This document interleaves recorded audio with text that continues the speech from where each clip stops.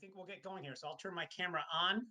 Hopefully you can all see me, and as are my colleagues. So thank you everybody for the latest SIMBA Chain webinar. We are very, very happy to have our partners here from Ava Labs. I'm Anjon. So for those of you who've been on these webinars, you know me. I'm one of the vice presidents here at SIMBA Chain. So very happy to present this webinar with our fantastic new partners at Ava Labs and the folks behind the Avalanche blockchain. Tommy and Aaron, would you guys like to introduce yourselves as well? And then we'll get right into it. Yeah, sure. My name's Tommy Cooksey. I do some of the training and instruction and help to showcase the products that SIMBA Chain offers. So happy to be here and kind of show us a little bit about what SIMBA Chain does in conjunction with Avalanche. Hi, thanks Tommy. And Aaron?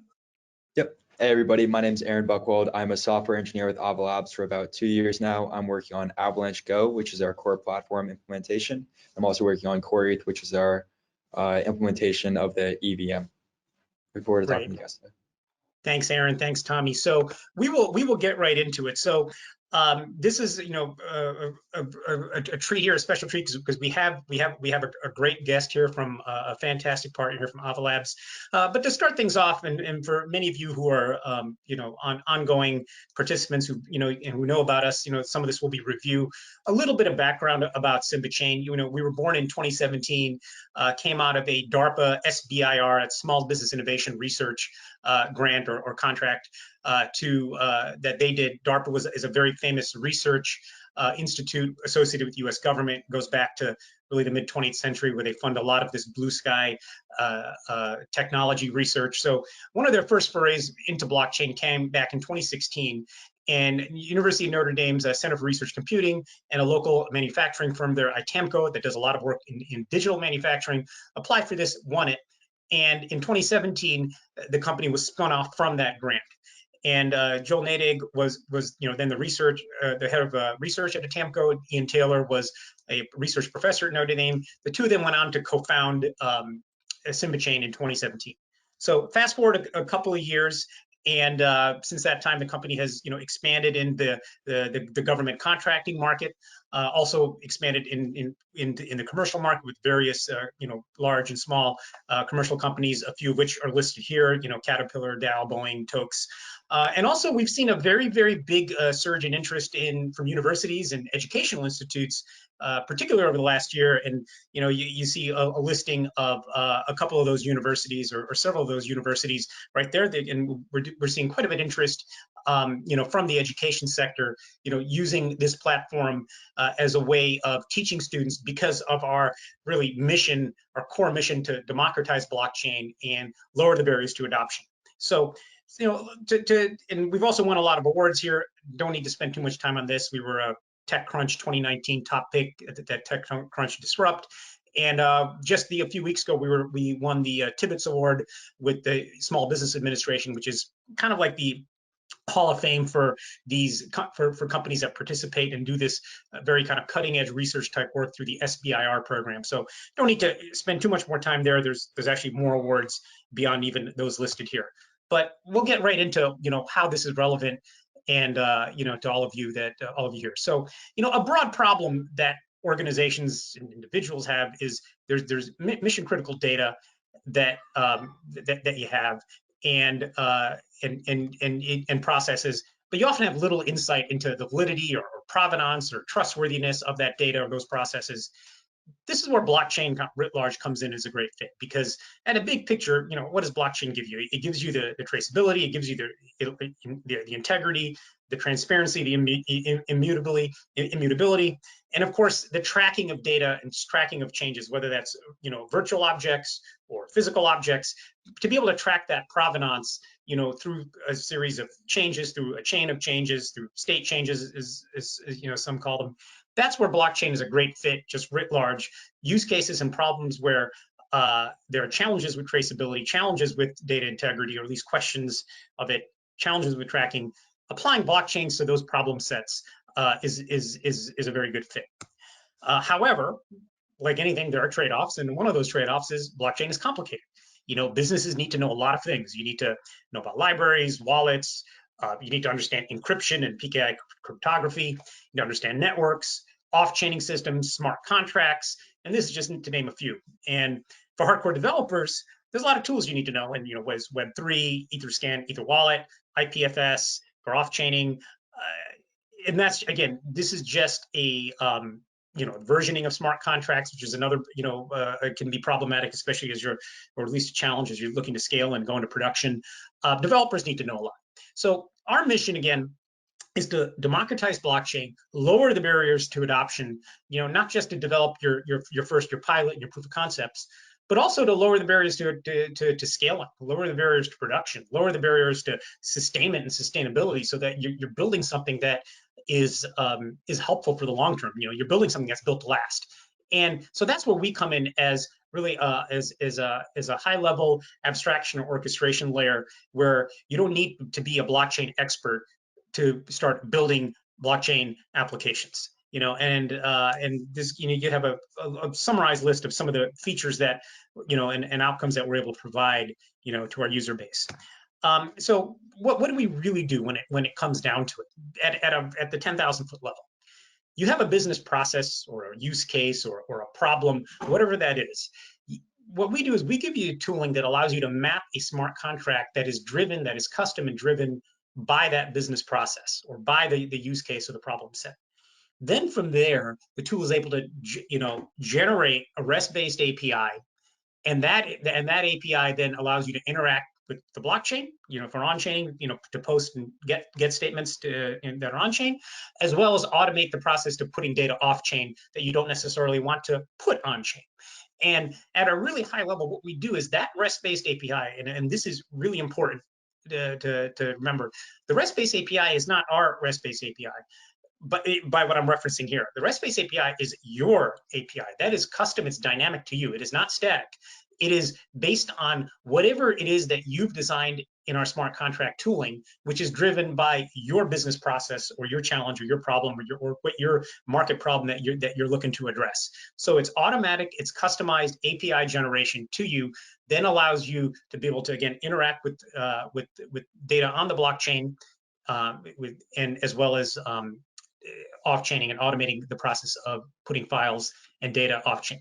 And so in like a one slide nutshell, that's how we make this process really easy and really efficient. And I'm going to spend a couple of seconds here. And for those of you who've been on our previous webinar, you probably haven't seen this slide or the next slide. And any one of this is really to step back for a second. And what we're most known for here, there's 12 major components of the SIMBA platform. And what we're most known for is the Smart Contract Designer, which is the no-code, low-code, point-and-click Visio tool to allow users to design their smart contract. It generates Solidity code, and then it outputs a REST-based API like we just mentioned. However, beneath that, there's a whole lot of components going on. There's a grand total of 12 components that really allows you to not only give you that that initial proof of concept, lowering the barriers to entry, but also helps with creating an application that's built to last, an application that can scale, an application that can sustain itself. And we could spend an hour or even multiple hours on all the components of these 12 components and how they interact with each other and the value that they provide. But I think to start, I'm going to mention just two things. I'm going to say that it's this versioning of smart contracts that is that is really key, because as you look to build out your application, and like anything, software evolves, applications evolve. What versioning of smart contracts gets you is that you're not necessarily stuck with the old version, and when you go on to a new version, you can point to a previous version, which allows you to then modify and grow and evolve and scale much better than you would if you didn't have this, because you can just point the new version to the old version.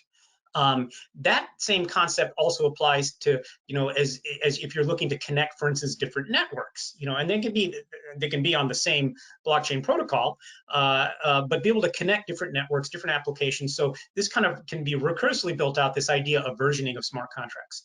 The other part that I think is really important is what we call the SIMBA chain model, which is this graph-based approach to connecting disparate data. And that brings us really to what is our broad approach to how we actually do democratize blockchain and lower the barriers to adoption. And we call this the SIMBA chain concept.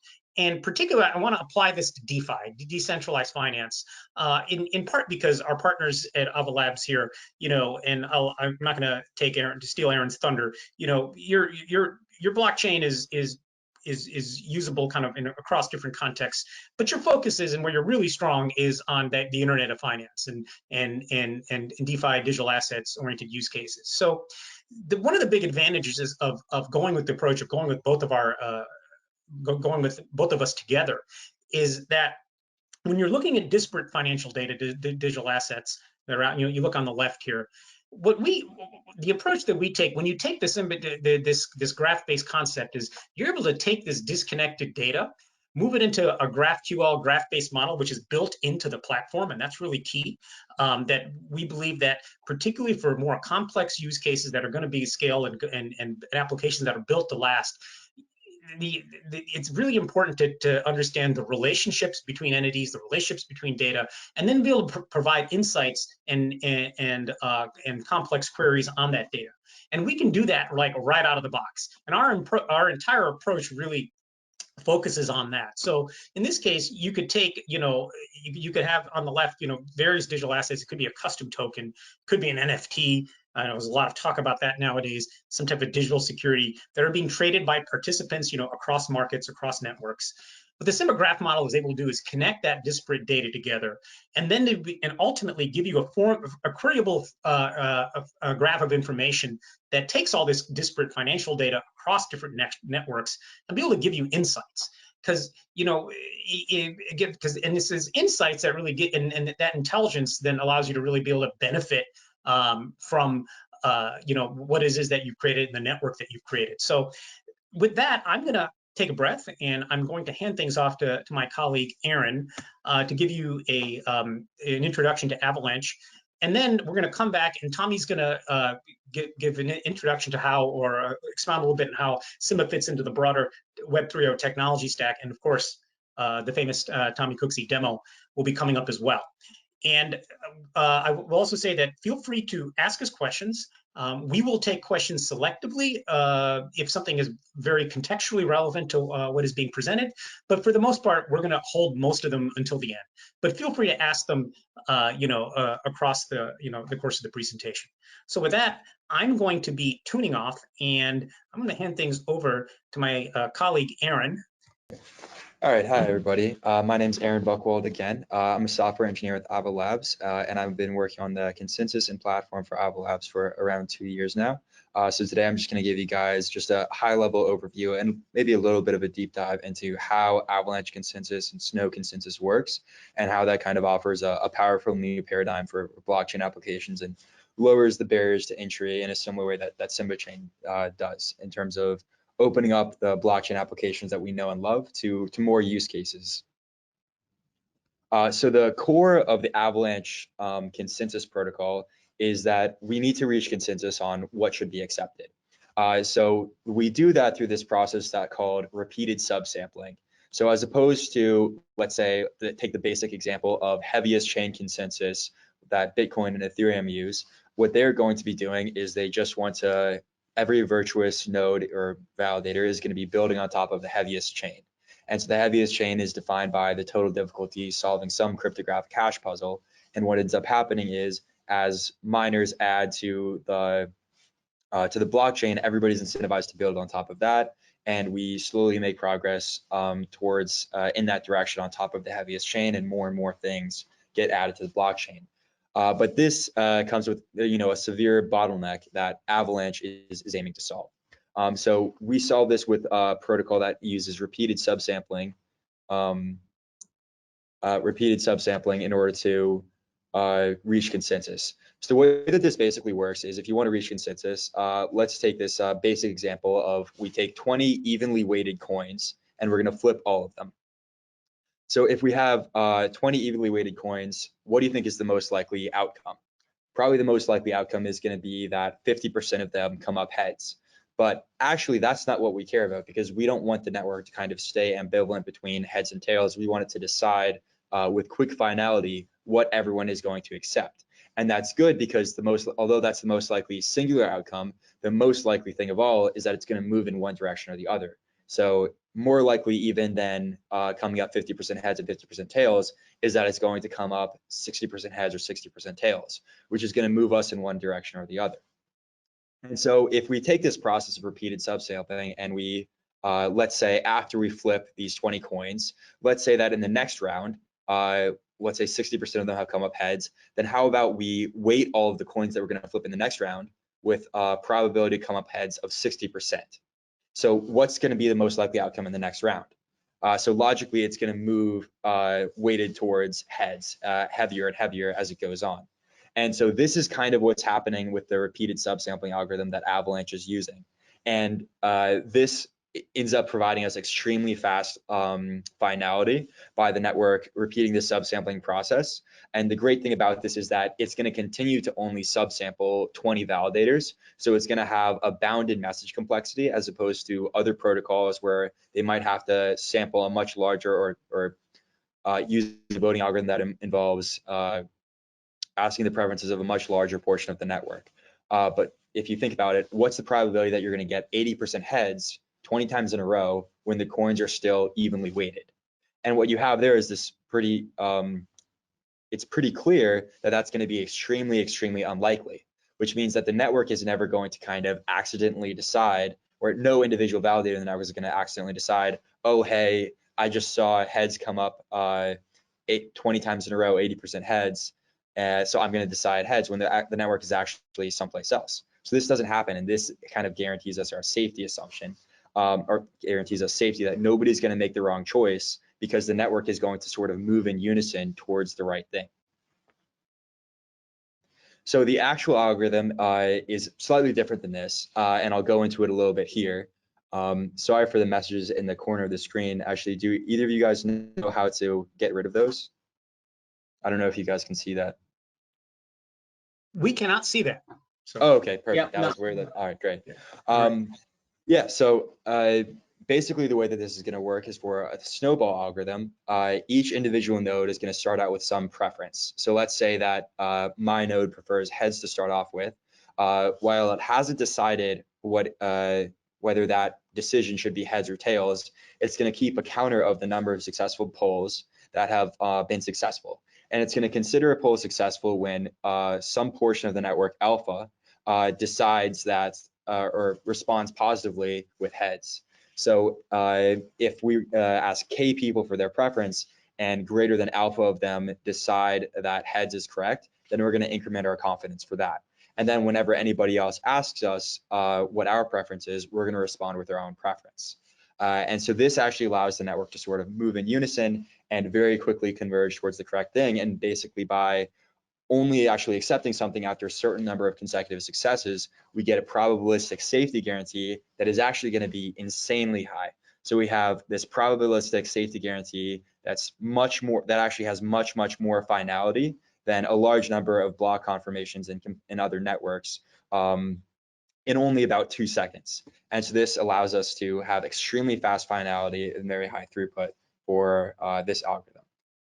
So now I have a little bit of a visualization, and this is basically just going to show you how when you start out with a network that doesn't really agree on something, as the network starts to sample each other, the network is going to start to move in unison towards one of the potential colors, whether that's blue, orange, whatever it might be.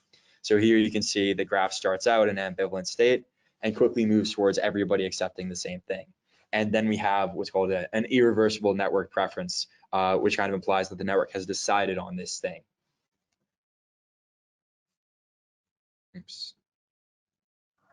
And so we take this consensus algorithm, this repeated subsampling, and what we want to do is we want to build a blockchain on top of that, where all the nodes in the network are repeating subsampling for some type of transaction or a container of transactions.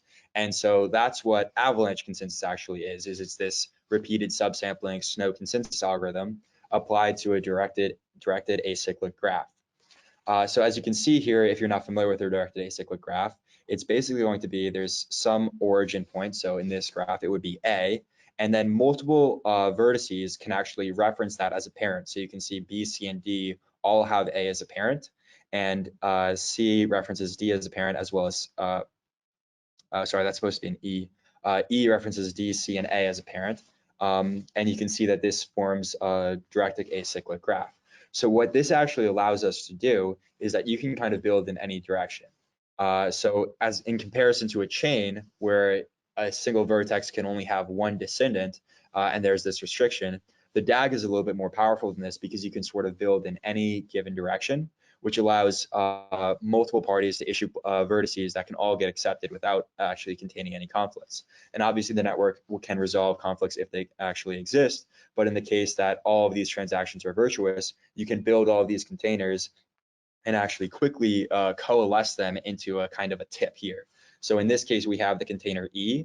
And so if the network starts to issue, let's say vertex A, somebody builds vertex B and vertex C, and somebody builds vertex D on top of those, and then we have vertex E built on top of all of those, then what we can actually do is if the network can kind of pipeline votes for the vertex E to be transitively applied to the rest of them, which actually makes it so that we don't have to be sending out lots of different polls for D, C, B, and A. We can just ask the network for its preferences and apply those preferences transitively to the rest of the votes, which reduces how much data is actually going to be getting sent back and forth between the nodes and allows us to kind of pipeline these transactions and vertices through consensus much, much faster.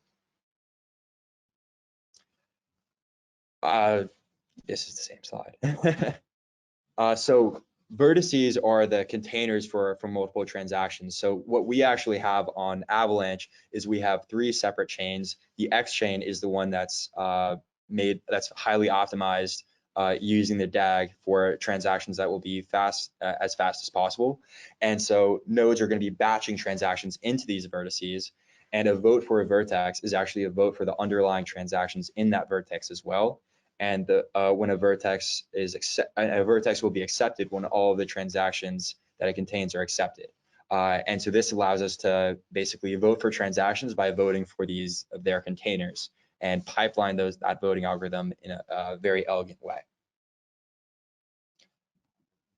So we also have conflict sets that we basically have to take care of, which is applied at the base layer, where if you vote for something that is if you vote for transaction 1 and then that counts as a vote against transaction 2 if those 2 things conflict. So the network can decide very quickly between those 2, similar to the graphic that we were looking at before, where if it actually has to decide between 2 things, then it will do that. And if it's deciding on something that's virtuous, then it can do that even faster because there's nothing that has to get rejected. So all of these acceptance/rejection decisions are actually going to be final and irreversible. So that's in contrast to heaviest chain models where there can actually be reorganizations of the blockchain if somebody does a certain amount of work in another direction.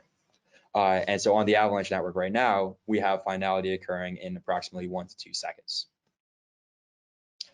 And so in addition to Avalanche consensus, which is this protocol built on top of a DAG, we also have Snowman consensus, which is the linear chain variant of Avalanche. And so this is basically for the use case where you need a total ordering of all of the blocks or containers in the network, whereas with a DAG, we only have a partial ordering, which is, there's A and then B and C both reference A as a parent, but B and C don't necessarily have B comes before C versus C comes before B. It's just a partial ordering. With a blockchain, a linear chain, we actually have a total ordering, which is required for certain applications like or certain virtual machines like the EVM. And so in this case, Snowman is required. On top of all of this, our network is running on proof of stake. So this is our Sybil control mechanism, as opposed to some other protocols that use proof of work. Popular misconception is that proof of work is a consensus algorithm in and of itself, but this is actually not true. The heaviest chain is the model that's using proof of work as a part of its consensus, but both of these are actually just Sybil control mechanisms, which basically just means that if we want to have a permissionless network, we need to have some scarce resource that proves that somebody has a vested interest in the network. So for proof of work, you have a system where a certain amount of hash power is used to secure the network. And so if you control 30% of the hash power, you have 30% control of the network. Whereas with proof of stake, if there are 360 million of Vox and 240 million of Vox is staked right now, then if 60 million is staked by one node, then that node is going to be queried 25% of the time, because that's the portion of the network that it's basically in charge of. Or not in charge of, that's a misnomer, but anyways. So to become a validator, you have to stake your Vox to basically show that you have a verified interest in the network. And one of the reasons that a lot of protocols are moving from proof of work to proof of stake is that in proof of work, you don't actually have to own any of the resource that you're protecting.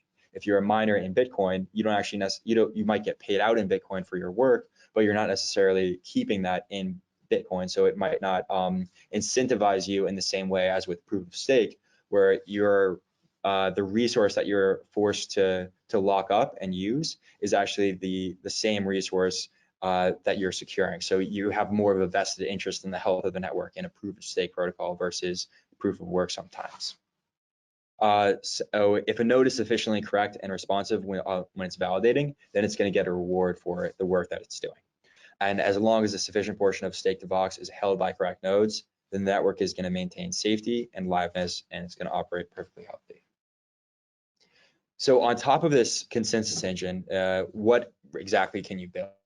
Consensus is obviously a very difficult problem that people are trying to come up with solutions to. And so when we came up with a powerful solution, we wanted to build not just a single blockchain, but a type of platform for blockchains to be built on to kind of lower the barriers to entry. And so that's why Avalanche decided on a new and kind of unique model where we have subnets, virtual machines, and blockchains. So what are those things? Subnet is basically a security group. It's a definition of the validator set. So a subnet could be a permissionless network where anybody can join, and maybe they have to stake some resource in order to join that subnet, and that controls their weight in the network. But basically a subnet is a security group. It's a validator set that says this group of validators with these specific portions of being their weight are the ones that are determining consensus on this network. And so on Avalanche, we have the primary network where everybody is required to stake on in order to validate on any other subnets. And so that consists of 3 individual blockchains. And each blockchain is really just a state machine, and that can be running on either Snowman if it only requires a linear chain, or it can be running on Avalanche if it wants to run on a DAG and see a little bit of a performance boost due to the stuff that goes along with the optimizations that come from running on top of a DAG. So a blockchain is really just an instance of this state machine, which we have implemented as what we're calling virtual machines. So right now we have 3. We have a platform virtual machine that controls staking on the network. We have the EVM, which is the core ETH that I work a lot on. And so that's for smart contracts, that's our C chain. And then we have the X chain, which is the AVM.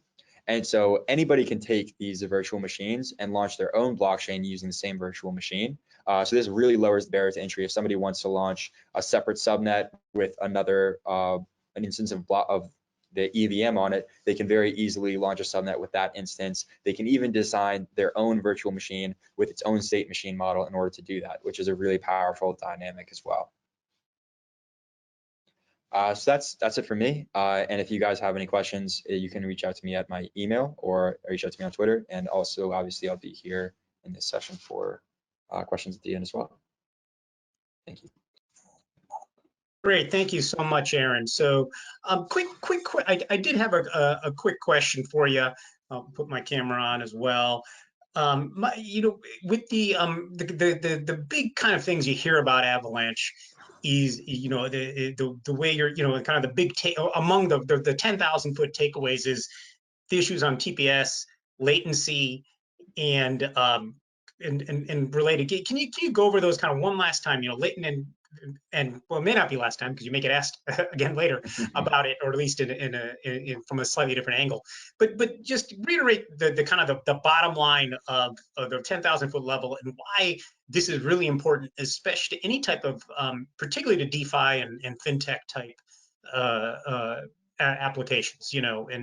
What is the transactions per second, latency. Talk a little bit about that, and then we're going to continue with the presentation. But I think it's important to emphasize that. Yep. Yeah, absolutely. So as I talked about a little bit, we have this kind of 1 to 2 second instant finality, which is much faster than a lot of other things. And so if you want to trade in DeFi, finality should be very important to you, because whether your trade is executed right now or it might be executed in a few hours is going to have a huge impact on what price you're going to get, whether that's going to be a profitable trade or not. And that's why finality, near instant finality, is incredibly important. Additionally, what some networks are experiencing right now is there's a lot of congestion because they're kind of limited in the amount of throughput that they can get. And so if you solve the consistency problem, then you can actually increase the throughput a lot more and support a much larger, much higher throughput. And so we're seeing confirmation of 6,000 transactions per second in our testing. So that's an extremely high throughput that should be more than enough to kind of answer that demand for lots and lots of transactions that people want to execute.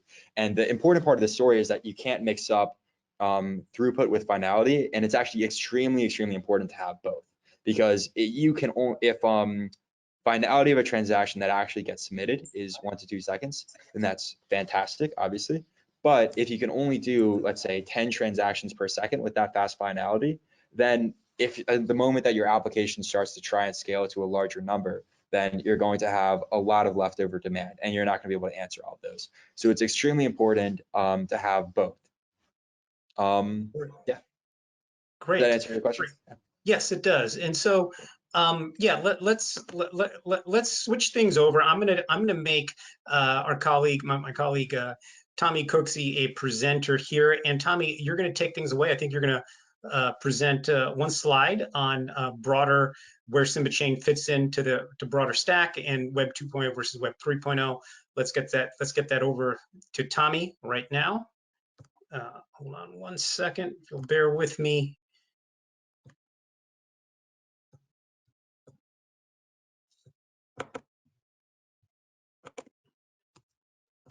Tommy, she's all yours.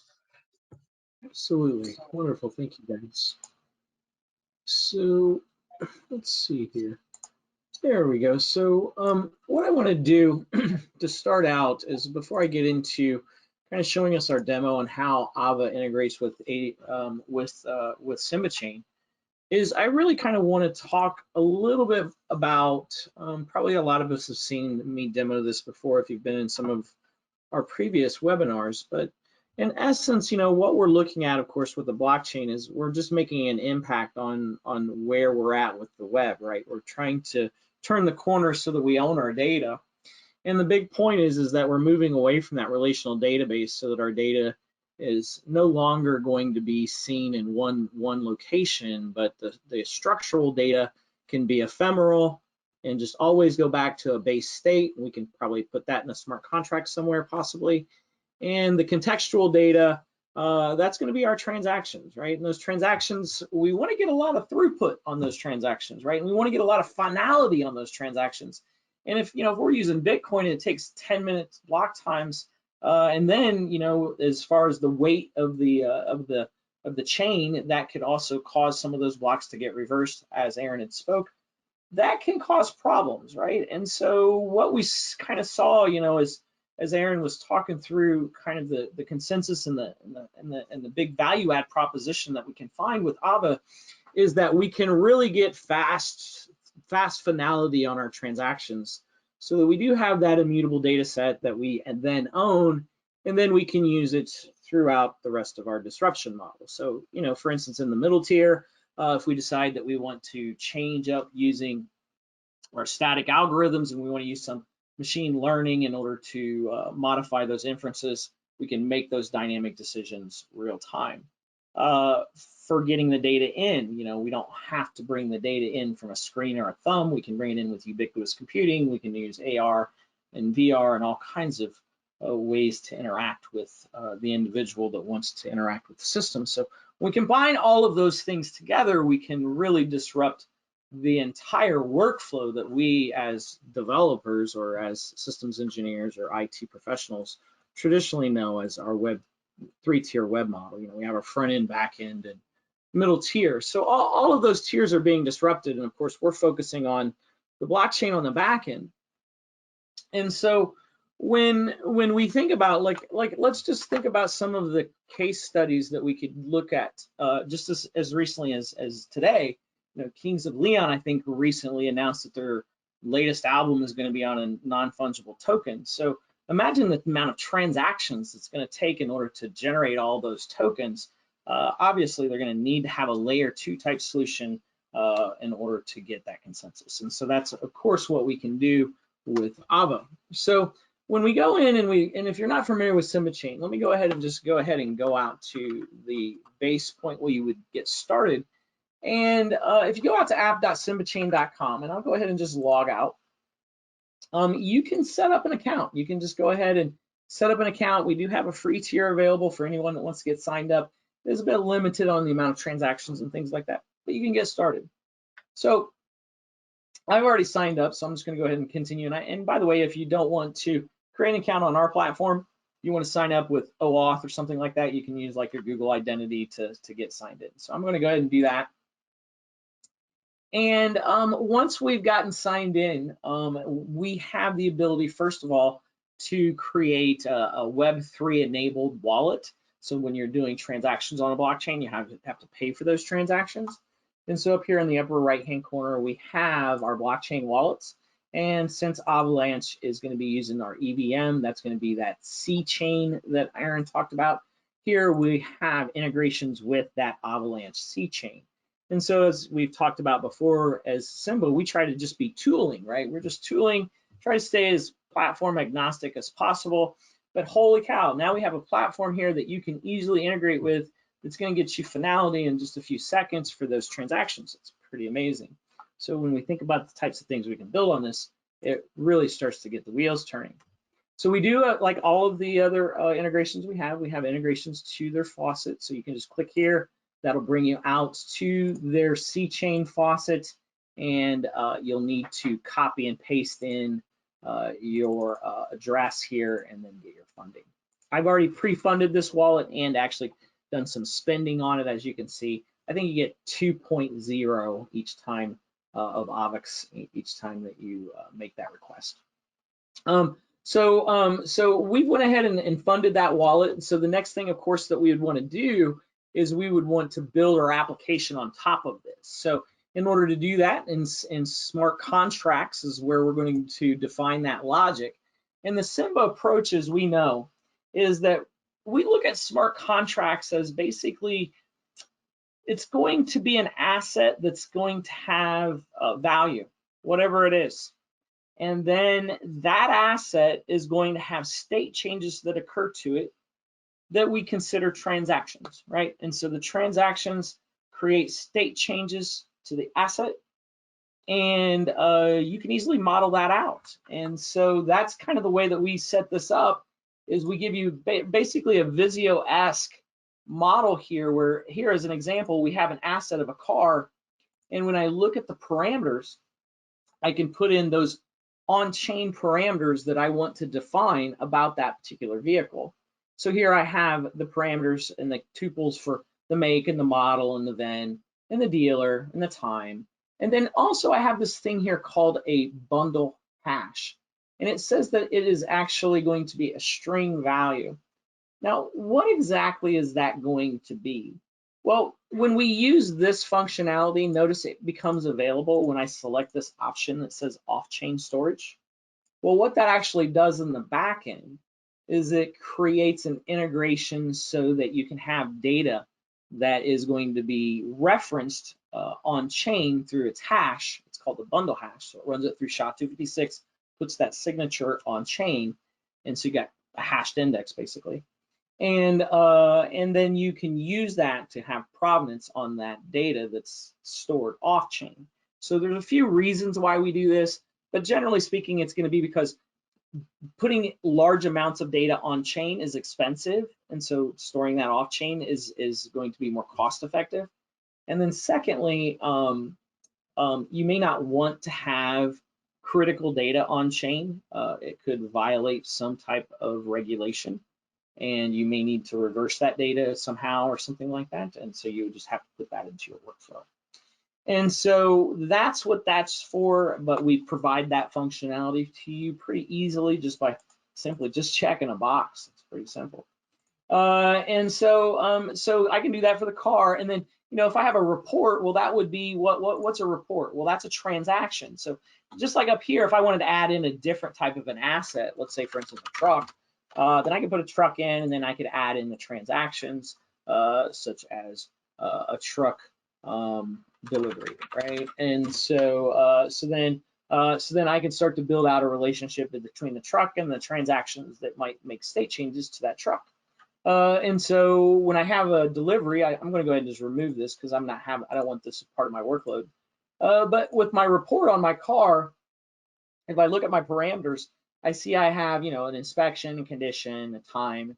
And then if I wanted to have any off-chain storage for that report, maybe that it was the PDF that was ran through SHA-256, I could do that too.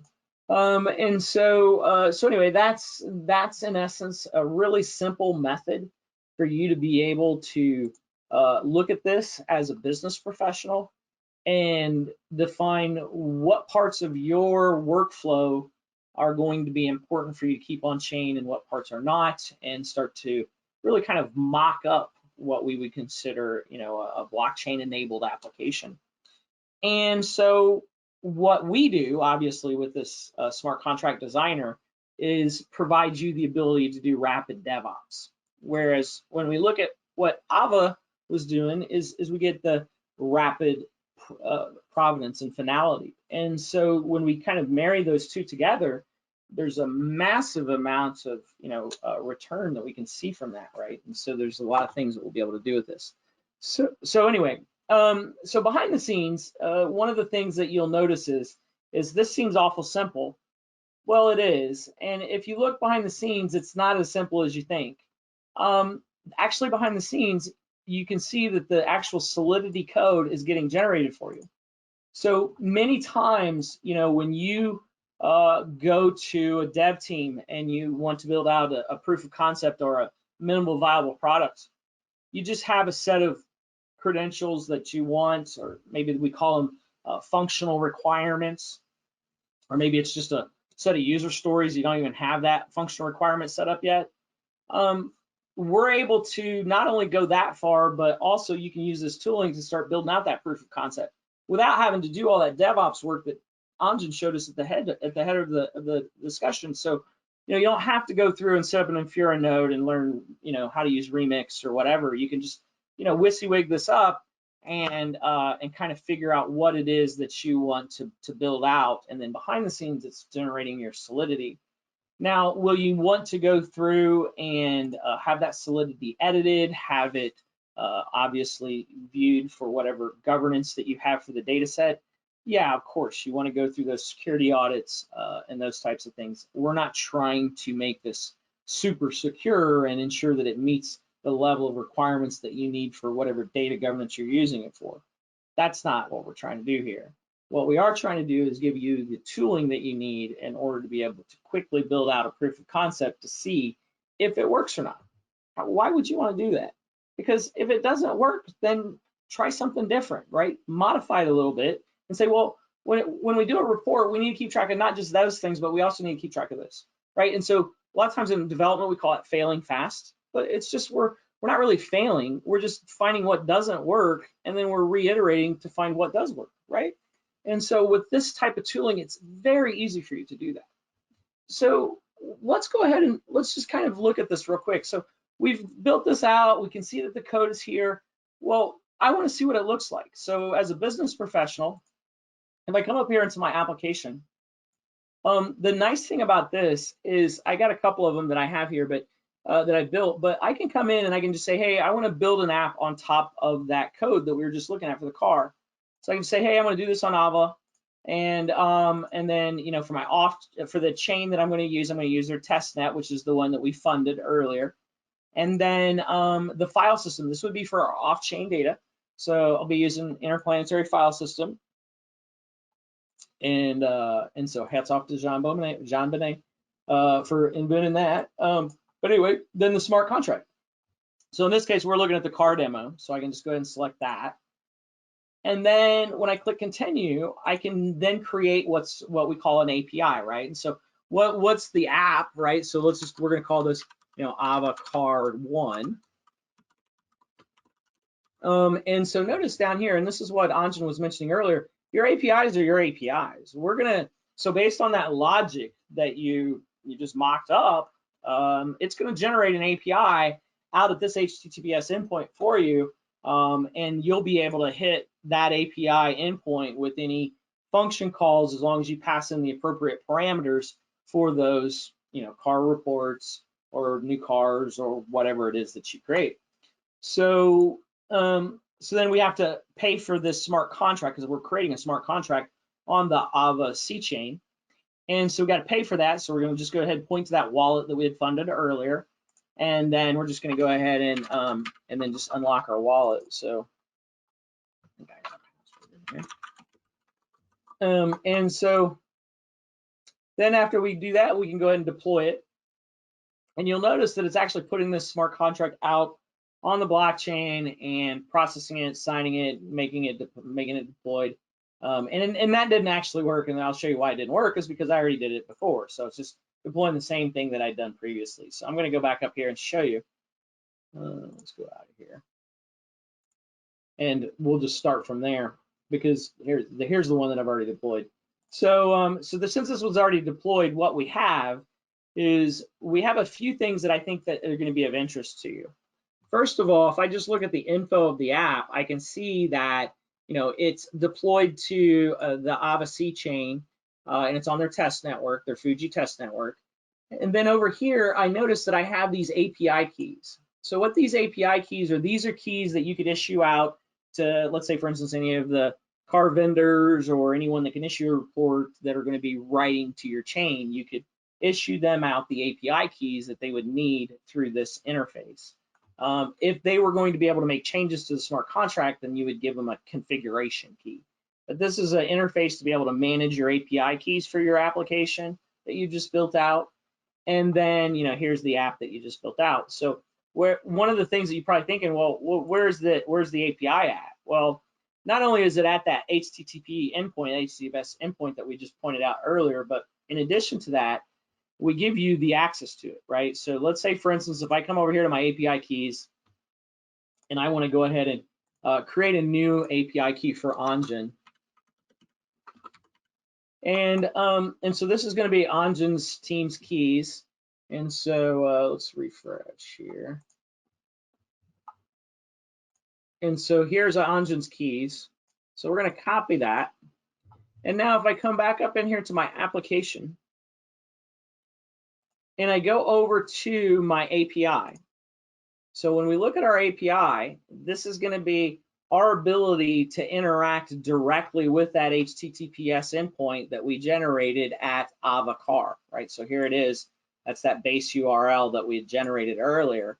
And if I want to authorize here, I just got to put in my API key that I just generated for Anjon. So I'm authorized now. And now I can go ahead and run these GET requests or these PUT requests on that smart contract, right? And so this is where, as a front-end developer, this is where you can go ahead and start generating your front-end code for kind of white labeling your back-end piece, right? So anyway, this is your exposed API. And so this is pretty easy for you guys to use. And so, if you wanted to query for what contracts are out here, when you run this, it's going to generate your curl request, right? And it's going to pass in your API key, and it's just going to go ahead and then return your results. And so here would be, your results of whatever it is that you queried against. So that's okay if you're a developer, but wait a minute, you said this works for business pros too. Well, you're right. What I was just showing you is kind of more of your front-end dev work, right? So it's a tool to help your front-end developer start integrating whatever your web app is to that blockchain data. But then in addition to that, and so that's what you use these API keys and this API here for. But over here, you'll notice you have this little method call. So, if I go ahead and just put in my wallet address and then put this in here, this actually is the smart contract, right? So for instance, here's my car. I could go in and put in a new car. I could go in and generate a report for a vehicle. I could go in and look at the sale of a vehicle, and I can make those calls to the blockchain. And then once I make these calls to the chain, and I'm not going to go in and do all that right now because I'd have to reset up some of this data. But we can go in and we can also inspect that blockchain data. So here we can look at on the AVA scanner, we can see the transaction log information, the raw data of that transaction. We have integrations to go in and inspect the transaction once it's been submitted. And so in this case, this would be the smart contract when it got deployed. And so that's pretty awesome. You can go out and actually integrate with that input. But also, if you went out here and you wanted to look at the the raw data as it got composed down into bytecode, and then here's your your receipt from the AVA blockchain on what block was that put in, and what contract was the address of the contract, and all that identifying information for that contract deployment. So so again, I think the important thing that we've tried to showcase as we've looked through some of the tooling that we provide at SIMBA, as well as our approach is being just platform agnostic, but allowing us to get the ability to integrate with those other solutions that provide tons of value, like what AVA's doing with 2-second consensus. That's just amazing. So that's pretty much all I have in the demo. I hope you guys enjoyed that quick demo there. I'm sure we probably got some questions coming in, but I'm going to go ahead and hand things back over to Anjon and let him be the maitre d' of that. All right. Thank you, Tommy. As always, I learn more from each time that you present. And so I am going to go ahead and go back. You should be able to see my screen. Hopefully you can. We've already seen this slide. We just saw the great Tommy demo. So a couple of things want to get into, and we do have a couple of minutes for questions. I want to take those. Got some feedback here. People like the presentation, like the demo. Thank you for that feedback. We're glad you did, and I'm sure all of us here are happy for that feedback. A couple of, Floyd, you had asked, and I want to get a couple of people that actually asked, is this being recorded to watch later? Yes, it is. It should be available in the next couple of days. It'll be on the SIMBA Chain website under Tools Webinars. It'll be on YouTube. So I will probably be emailing out sometime in the next few days or several days a recording to this with the link to that. But check back in a few days. We should have it certainly by early next week. It'll be on our website, as you can find the rest of the webinars that we've done in the past. One question that, and the other thing, we had a hand raised. Kabilan, you had raised your hand. Feel free to, if you have a question, feel free to put that into the chat there, and we will try to address it. As far as ways to work with us go, so just say really quick, certainly working with us, working together, you can use our platform as a do-it-yourself tool. We have a SaaS option that's more basic, and then we have the more robust enterprise option that we talked about a little bit for a couple of minutes back at the beginning of the presentation with the graph capabilities and the full scale capabilities. And so you can use those either of those options, and then build on the Avalanche blockchain. You can have us be a build partner, or some type of even full, or something in between, where we're like a capabilities of service. We provide support. And the third option I do want to mention, it's what I call education and training, particularly around universities. Again, we've seen quite a big uptake in universities and other education institutes, migrating to us, working with us, wanting to partner with us, and we can certainly provide a do-it-yourself version of it, or some version, or even a capability version of it, but with a bulk license, a pretty big bulk license discount, because you have a mass of students that are using it, and we certainly have an interest in making sure that the next generation and anyone really is well prepared to take advantages of technology and everything that blockchain and the broader sector has to offer. So, at a really high level, those are ways to work with us. Now, I do want to get to a couple of questions that that have come up here. One question we had is around the double spend challenge, and it's kind of hardly unique to Ava or any blockchain. That is kind of one of the big picture things that crypto in general and blockchain in general both really provide. So Aaron and Tommy, what are your thoughts on preventing the double spend problem? And probably I'm going to hand this off, if it's okay, give this off to Aaron, because specific to Avalanche, like how does Avalanche handle that? Absolutely. So basically the way that we handle this is that any kind of transactions that attempt to spend the same funds are considered conflicts. And so for actually, this is even easier in Snowman because for a linear chain, because any two blocks that are at the same height, you can obviously only actually accept one of them. So for them, the definition of a conflict set is actually incredibly simple, which is you can only accept a single block at a given height. And obviously, if you accept block A and then its child block B, then you can't accept some other block that was built off of a different parent. So it's not just that, but you have to accept something that's on the exact same chain. And so basically what's happening when we're doing this voting protocol is that if there are only virtuous things that are being voted on, there's no conflicts whatsoever, then that's simple. Everybody's going to always agree, and it's just going to kind of power through consensus. Everybody's going to be voting for the same thing. And then in the case where there is a conflict, then what we have is a conflict set that we have to manage. And so the way that works is that you basically keep track of which one of these things should be finalized. So obviously you can't have a vote both for block B and block C if they're at the same height. And you also, you can't vote for two different chains. You have to vote for one thing, for one thing that agrees. And so basically the idea is that as soon as one of those blocks, if it receives a vote, that's also a vote against the other chain. That's a vote against all of its conflicts. And so intrinsically, every kind of poll that we're running that is voting for something, it's also voting against everything that's in its conflict set. So this is really easiest to picture in the blockchain, the Snowman model, just because the conflict set is so obvious and clear. It's very simple. And so, you're voting for something, and that's a vote against everything else. And so that means that those other things, they are not incrementing their confidence when the thing that it did receive the votes, it is incrementing the confidence for that thing. And so basically, as you increment that confidence, you're moving further and further away from the other thing. And so this is actually something that the network has to decide on through that notion of the conflict set.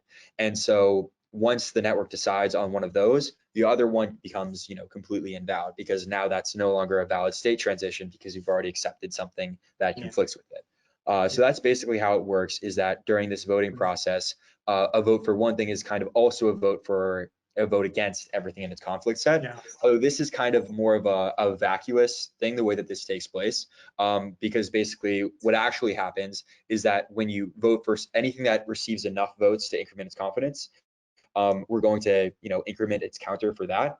And anything that doesn't receive enough votes is going to have its confidence kind of reset back to zero. And so obviously, anytime you have a vote for one out of two things in a conflict set, one is getting closer to acceptance and the other one is moving back to zero. And so once the network kind of consolidates around, it's just like the graphic that I showed, which was the network moving in favor of, blue versus orange, and it eventually decides on orange, and the entire network moves towards that. Once we actually accept orange, the other thing actually gets removed from consensus and gets rejected, because once you accept one element of a conflict set, you can just reject the rest of them. So this kind of repeated subsampling, this finalization process is actually, super easy to, once you actually accept something, one thing in a conflict set, you reject everything else in that set. So that's basically how the double spin problem takes place in Avalanche and in this Snow family of consensus. Yeah, I hope that answers the question. No, that's great. We're at the top of the hour. I want to take one really quick question. Someone asked about what would a consensus algorithm, Kavilan, thank you for your question. You've been patient. You've been asked, how does a consensus algorithm for a supply chain scenario look like? And I think, supply chain traceability use case, and it really depends on the nature of the use case traceability. It really depends on how the entire model is structured. Usually those types of consortium type use cases have some element of proof of authority. Just so you, but to Aaron, Avalanche can support some version of that, or some version of a permission system, or semi-permissioned. Is that right? If you want to structure it in that way. I think you're on mute, Aaron. Yep. Yeah, that's absolutely right. So for supply chain dynamics, you can actually do these on permissionless networks if you want to, but if you need a permission network, then that's exactly where this subnet model comes in, where you can create your own subnet, define it as a permissioned subnetwork, saying exactly who counts as a validator on it. And give me 1 second because I have to plug my computer in before this dies. No, that's okay. No, that's great. I think the subnet question answers that. I mean, ultimately, you can set up an enclave of some sort, and that's where you can do something like a semi-permissioned or semi-permissioned, where there's a controlled environment, some element of trust built into it, you know, like a hybrid model. And typically, that's what those supply chain cases are. But they won't necessarily always be. My hypothesis is, taking moderators' privileges, that eventually we are going to see use cases that are going to be opened on supply chain use cases. I think it's coming. It's going to take a little bit more time. Maybe Yeah, absolutely. somebody from the audience. I think so too. Yeah. Maybe someone in the audience is working on it right now. Yeah, well, feel free to build it with SIMBA chain on Avalanche. I'm gonna have to close things out because we're beyond time. Obviously, great to have an engaged presentation. Thank you all. We appreciate your attendance and your support on this. I also want to let you know that our next webinar will probably be announced very, very shortly in the next few days. We love to have Aaron on and the Avalanche guys on in the future, and I think we will. Sometime later in 2021.